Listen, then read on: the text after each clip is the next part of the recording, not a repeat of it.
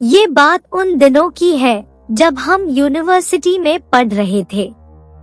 एक छोटे से शहर में रहने वाले हम, जिसके खानदान में पहली लड़की बड़े शहर में रहकर, वो भी किसी कॉलेज में नहीं यूनिवर्सिटी में पढ़ रही थी। बात तो बहुत बड़ी थी। अब छोटे शहर में रहने वालों को न बड़े शहर वाले किस तरह ट्रीट करते हैं, सबसे छुपा तो है नहीं। बस यही सब हम भी रोज झेलते। पहले दिन ही मैडम ने क्लास में आने नहीं दिया क्योंकि हम 2 मिनट लेट थे। पूरा लेक्चर क्लास के बाहर अटेंड किया। जब दूसरे लेक्चर में क्लास में आए तो सब लोग ऐसे देख रहे थे जैसे हम किसी का मर्डर करके आए हो। खैर, जैसे तैसे हमने क्लासेस अटेंड की। उस दिन तो ऐसा लग रहा था कि हमने वहां एडमिशन लेकर गलती तो नहीं की।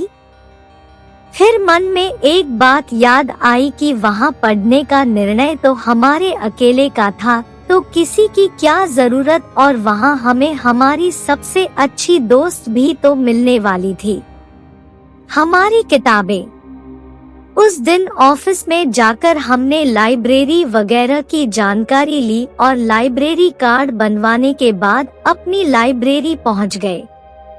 यूनिवर्सिटी की लाइब्रेरी हमारी सोच से भी बड़ी थी। हर मंजिल पर पहुंचने पर हमारी खुशी बढ़ रही थी कि कब हम अपने विषय के सेक्शन में पहुंचेंगे। लाइब्रेरी की 4थी मंजिल पर हमारे विषय की किताबें थी। जैसे ही हम वहां पहुंचे दरवाजे बंद थे, लॉक नहीं थे, बस टिके हुए थे। और चूंकि लाइब्रेरी थी तो शांति थी चारों तरफ। हमने दरवाजा खोला, चर्रर की आवाज के साथ दरवाजा खुला और हम अंदर आए।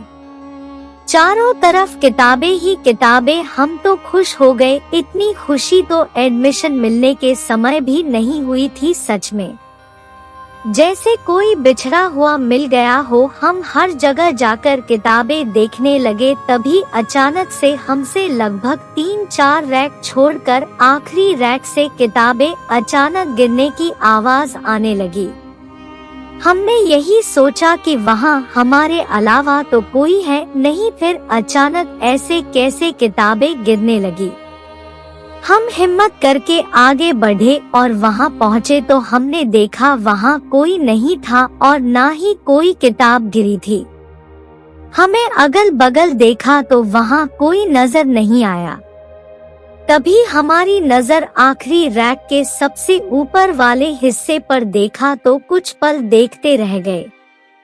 वहाँ एक कबूतर का घोंसला था जिसमें छोटे छोटे बच्चे घोंसले के बाहर झांक रहे थे।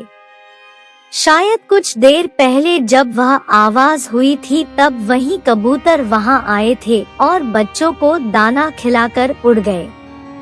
हम कुछ किताबें निकलकर नीचे आ गए और अपने नाम से इशू कराकर वापस हॉस्टल लौट आए। रात भर जागकर जितना अधूरा काम था उसे पूरा किया और जो किताबें वापस करनी थी वो लेकर अपनी क्लास में आ गए। उस दिन पहली बार हमसे कुछ लोगों ने बातें की क्लास में। हमारे जैसे ही 2 लोग और थे, उनसे भी कोई बात नहीं करते थे। वो दोनों ने जब हमारे पास किताबें देखी तो हमसे पूछा कि हम वो किताब कहाँ से लाए। हमने बताया कि कार्ड बनवाने के बाद पुस्तकें मिल जाएगी। बस उस दिन वो दोनों ने भी कार्ड बनवा लिए। अब तो हमारी क्लास के बाद का बचा हुआ समय हम अपनी लाइब्रेरी में ही बिताया करते किताबें पढ़ने में। पर उस जगह एक अजीब सी आवाज होती रहती। हम कभी समझ ही नहीं पाते थे कि आखिर वो आवाज कहाँ से आ रही है और किस चीज की है। हाँ, एक और बात हम नोटिस करते थे कि वहाँ की किताबें जो पहले एक जगह होती दूसरे दिन कहीं और पहुँच जाती थी। हम यही सोचते कि कोई हमारी तरह ही वहाँ पढ़ने आया होगा।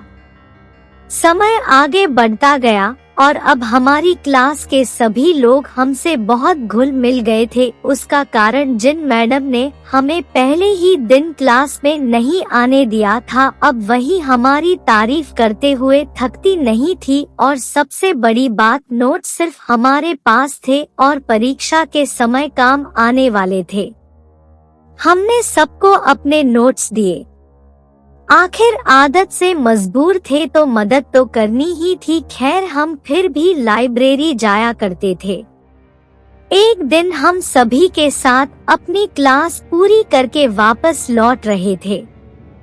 बातों बातों में ही हमने हमारी एक फ्रेंड को यह बताया कि उस लाइब्रेरी में अजीब सी आवाज आती रहती है। वह चौंक गई। उसने हमसे पूछा, क्या तुम वहाँ जा रही हो? हमने कहा हाँ। तब एक दूसरी फ्रेंड ने हमें बताया कि हम वहाँ ना जाए, वहाँ कुछ है जो ठीक नहीं है। बहुत लोगों से सुना है कि वहाँ कुछ अजीब अजीब सा घटित होते रहता है। कभी रैक बदल जाती है, कभी किताबें इधर से उधर हो जाती है, कभी कुछ गिरने की आवाज सुनाई देती है, कभी किसी की बातें करने की आवाज आती है, और भी बहुत कुछ बताया गया है। उस जगह के बारे में उन लोगों ने बार बार हमसे रिक्वेस्ट की कि हम वहां ना जाए। अगर हमें जरूरत हो तो वह दूसरी लाइब्रेरी से हमारा कार्ड बनवा देंगे, लेकिन हम उस जगह ना जाए। हमें इन चीजों पर पहले विश्वास नहीं था, लेकिन कुछ चीजें जो हमने उन्हें नहीं बताई थी और उन्हीं के बारे में जब उन्होंने हमें बताया तो हमें भी लगा कि उस जगह में कुछ तो अजीब है। हम दूसरे दिन फिर वहां गए और हमने अपनी 2-3 किताबें अलग अलग रैक में अलग अलग सेक्शन में रख दी और उनके नंबर नोट करके वापस आ गए। दूसरे दिन हम फिर पहुंचे और हमने अपनी किताबें ढूंढना शुरू की।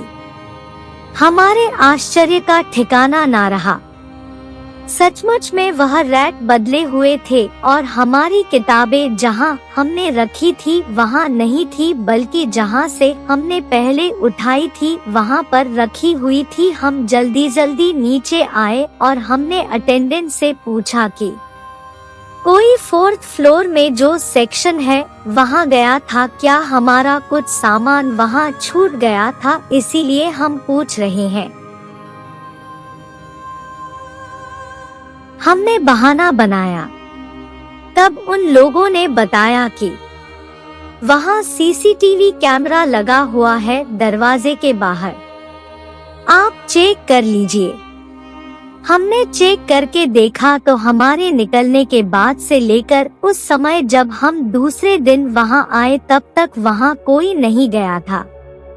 हम कुछ बोल ही नहीं पाए क्योंकि हमें विश्वास ही नहीं हो रहा था कि ऐसा रहस्य भी उस रहस्यमयी लाइब्रेरी में छिपा हो सकता है। आखिर ऐसा क्या था उस रहस्यमयी लाइब्रेरी में जो ऐसा कुछ घटित होता था? हम उसके बाद कभी वहां अकेले नहीं गए, हमेशा अपनी सहेली के साथ ही जाया करते थे। तो यह कहानी थी हमारी यूनिवर्सिटी की रहस्यमयी लाइब्रेरी की। यह कहानी पसंद आई हो तो कमेंट करके जरूर बताएं और साथ ही हमारे चैनल को सब्सक्राइब करें और बेल आइकन को भी दबा दें ताकि हमारे आने वाले वीडियो की नोटिफिकेशन आपको मिल सके। धन्यवाद।